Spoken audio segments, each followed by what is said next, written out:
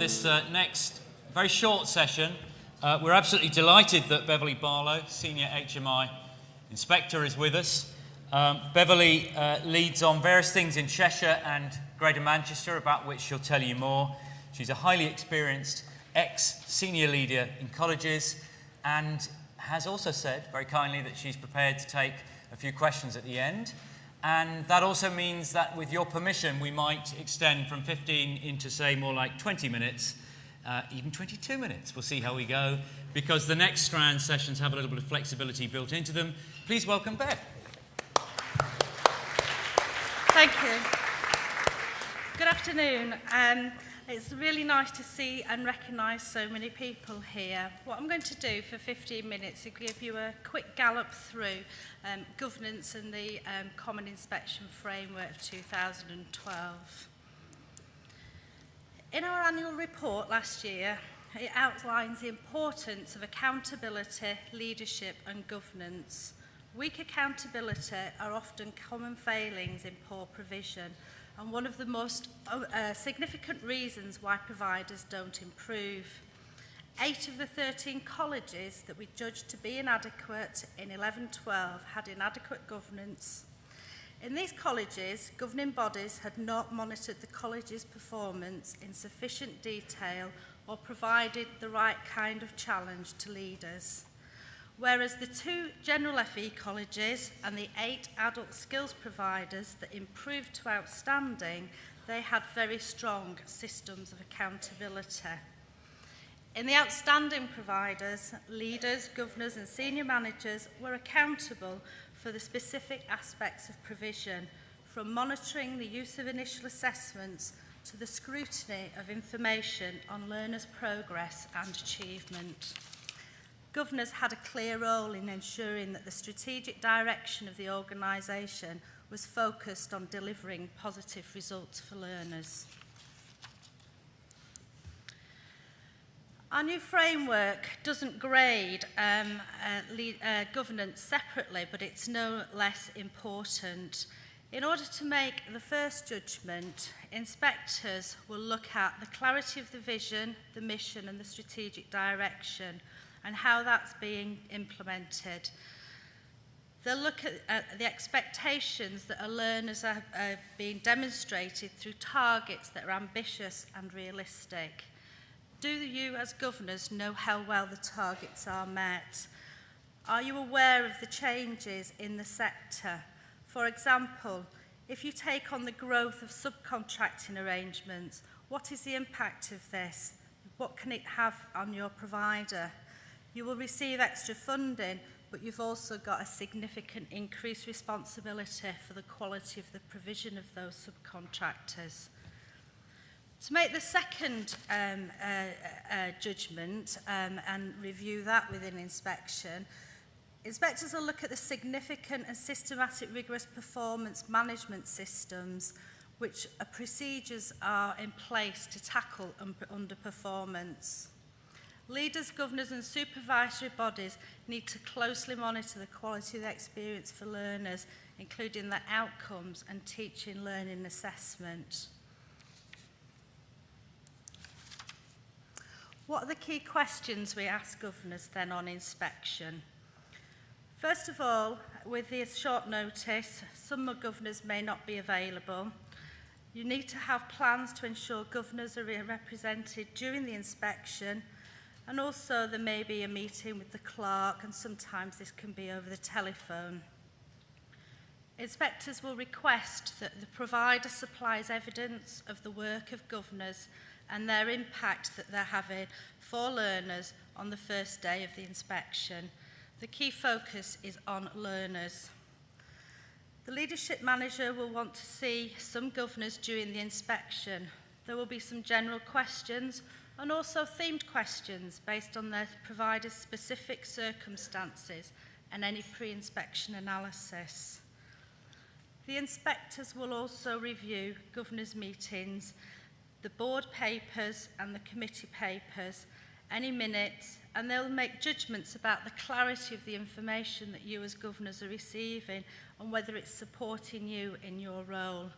Things like the data, how often and how frequently do you have information from the college's managers? What about the principals' briefings? Are they clear? Do they help you do your role? Governors will also want to look at whether the governors have an understanding of the college's main strengths and areas to improve. Do you know the most high-performing courses in the college? What are the ones that are underperforming? What strategies are being taken to tackle that underperformance? We'll establish a view as to whether governors work with senior managers in a robust yet positive way to monitor the performance. We'll also look at performance management arrangements with governors and senior post holders, including the principal. Other areas that inspectors will explore are similar to the old framework. They haven't disappeared. We'll look at the makeup of the governing body. Does it reflect the provider's profile in terms of gender and ethnicity? Is there an appropriate mix of relevant skills and expertise? What's the role and involvement of student governors, and are they supported sufficiently well to have an active role? In terms of the second bullet there on the governors monitoring the quality of experience, that's the one that's really moving forward within this framework.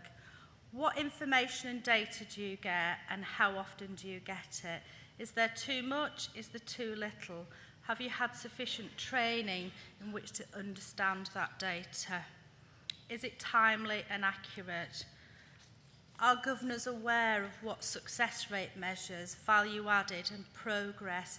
And the real key focus as well, this framework, is around progression between the levels of courses in your colleges and also onto the destinations in employment, apprenticeships and higher education.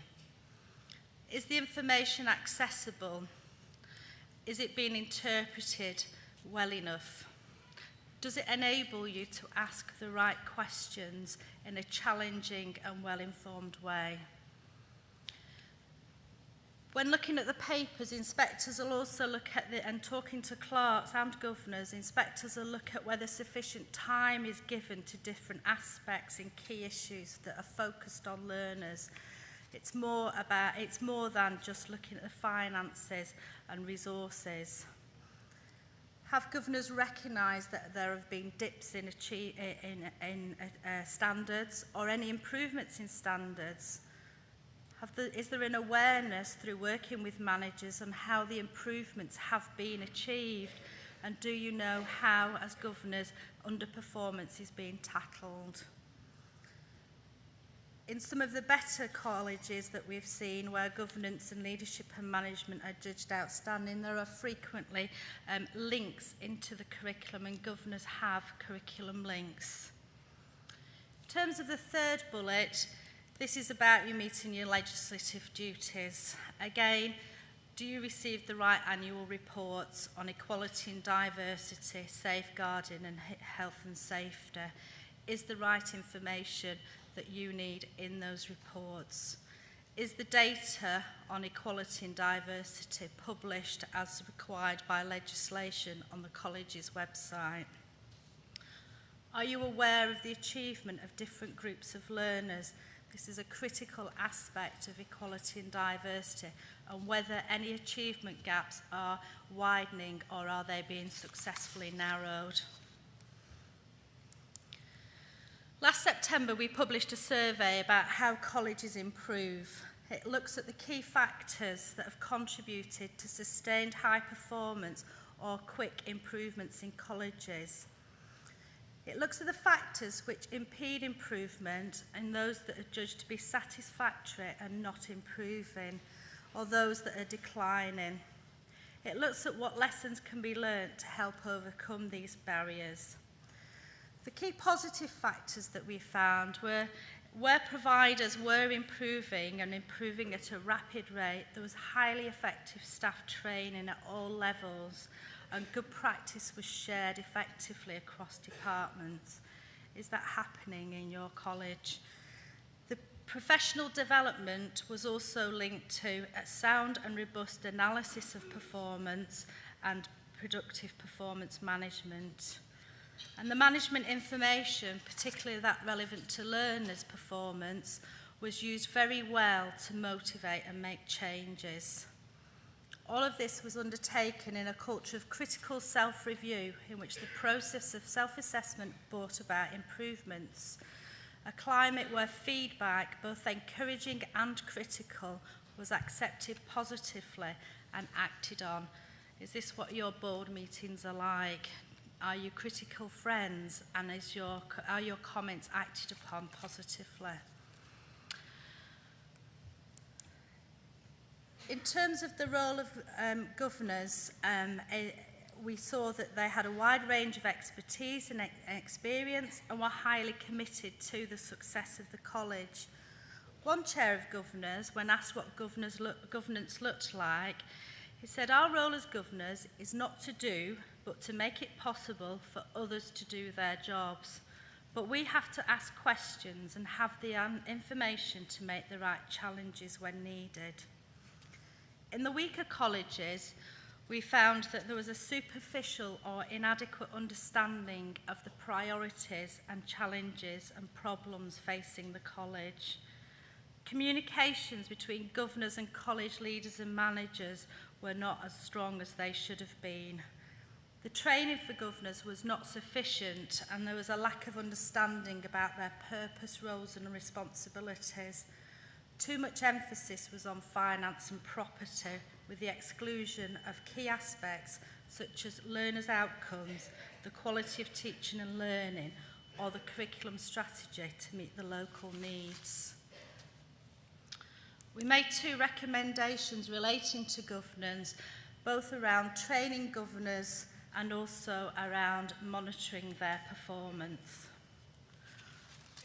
In terms of what we've seen in the first term since the new inspection framework, we found that governors have a key role in establishing accountability mechanisms, including risk assessment and clear early warning indicators.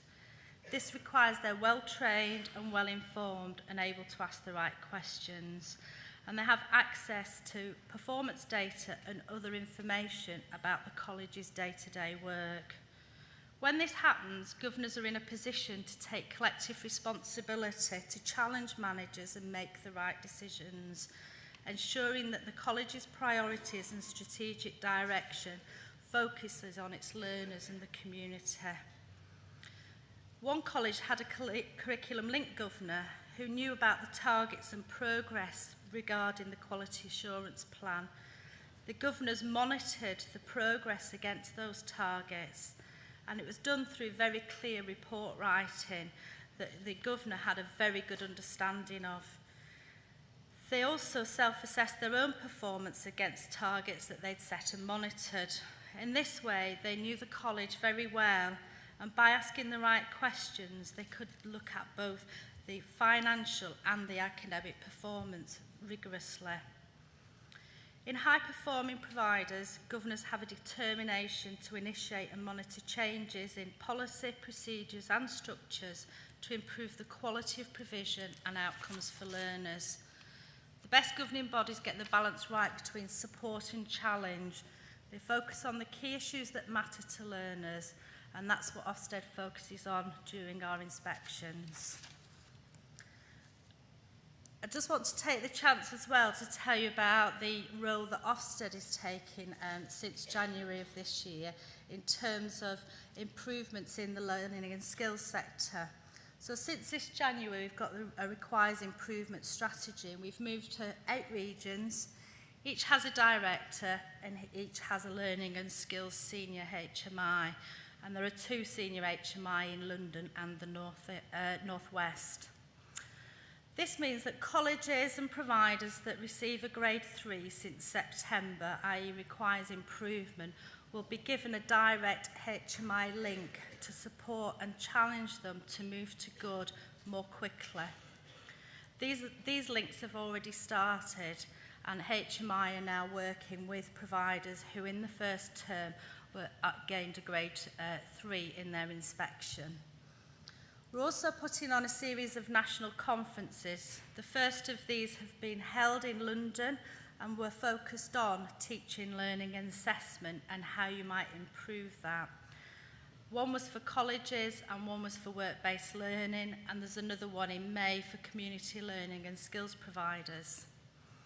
These are currently being backed up then in April and May with regional seminars and workshops led by the Senior Learning and Skills HMI. So for example, mine is in the Northwest, our office in Piccadilly Gate on the 10th of May. You will be getting information and emails about the others in the other regions through our contacts in the next week or so. What we're hoping to provide is support and challenge to senior managers and governing bodies, using the expertise and knowledge that HMI have gained through their inspections, signposting you to the good practice that we know about. We'll also be undertaking joint lesson observations on the visits, and some of you may have heard about the data dashboard that was launched last week for school governors, and we're in the process of developing a data dashboard for colleges in the learning and skills sector, and we're hoping to have that up and running by the end of the academic year. Given the variety of provision in the learning and skills sector, it's a bit more complicated than a core curriculum in schools. What all this is getting the providers in the learning and skills sector trying to focus more sharply on moving to good more rapidly. Thank you.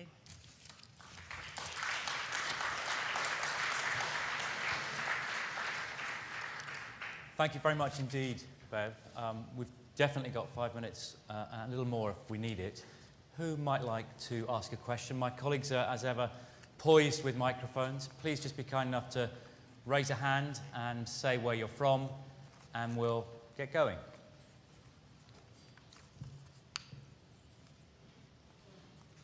I've stunned them all.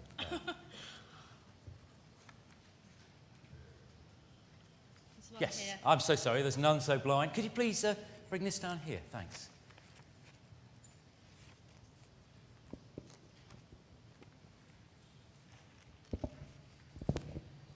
Would you mind standing up just so that we can get you? Thank you very much. And just introduce yourself, please. Thank you. Joanne Dean, the Assistant Governance Manager and Helpline Advisor at the AOC. I was just wondering, in some inspections the clerk is interviewed and some not. Can you tell me what criteria you use to decide whether or not you're going to speak to the clerk? That comes within the remit of the Leadership and Management Inspector, and often it will be related to what they see when they look at the Governor's papers and the minutes, and they may have some questions about that, or if they've got some queries about Governor's training or what's happened with that. So it's based around the pre-inspection analysis and also the analysis of the documentation when you're first on site, looking at that on the first day or early on the second day. And sometimes you may have some queries where you'd want to interview the clerk, but no, it doesn't happen in every inspection. Thank you very much. There's another colleague on this table here.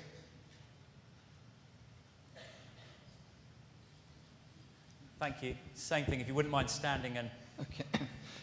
Graham Briscoe, I'm here from Telford New College today. Beverly, you slipped in something right at the very end that interests me, and that's the FE dashboard. Knowing a little bit about schools, because I'm on an academy board, this will be available, I presume, in the public domain for everybody to look at? Yeah. As somebody who spent a whole career developing KPIs for corporates, I just wondered if somebody else in the audience from the Governor's Council, which may like to comment on how this dashboard is being developed and the possibility of having people from the sector supporting the development of that. Yeah, I mean, Thank you. Within learning and skills, within Ofsted, it is at a very early stage, and we're currently going through the data that we've got and how we can use that in a meaningful and purposeful way, so that that will help you and others to view the provision of a college and its outcomes for learners. But we have also got current principals, managers, other inspectors that are part-time inspectors that work in the sector being involved. But I will take that point back, and I'm sure Matthew Coffey will consider that with interest. Thank you very much, both. A colleague here. Sorry, just when you thought you could rest for a second. It's Carol Stott, I'm chair of the AOC. It's really just a point of information. Matthew has already been to talk to the Governors' Council at the AOC about this, and the Governors' Council will be involved and consulted, and we'll be consulting with we governors. Usually consult with so it's widely, just information. Yeah. Thanks ever so much. That's really helpful. And another colleague over here, just coming down. That's it. If you could put your hand, that's it. Thank you. Thank you. Moss Kalbasi from Grantham.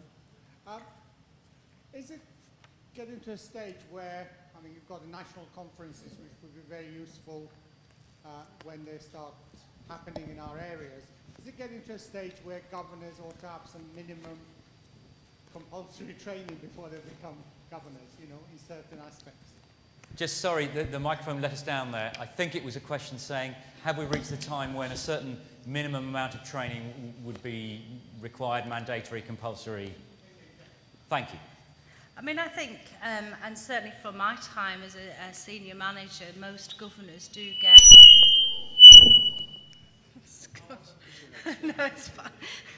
Most governors do have quite a comprehensive initial training and induction package, and we're not saying that that should disappear by any means. I think it's about ongoing development of that and looking at the range of skills on each governing body and whether they're right for that particular institution, and making sure you try and get the right people that are aware and know the right questions to ask, and keeping that training up to date.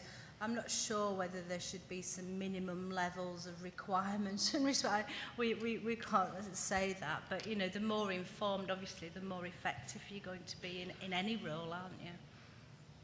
Thank you. Time for another couple of questions if required. Just wave at us if you'd like to ask any more questions. Yes. Table at the front here, please.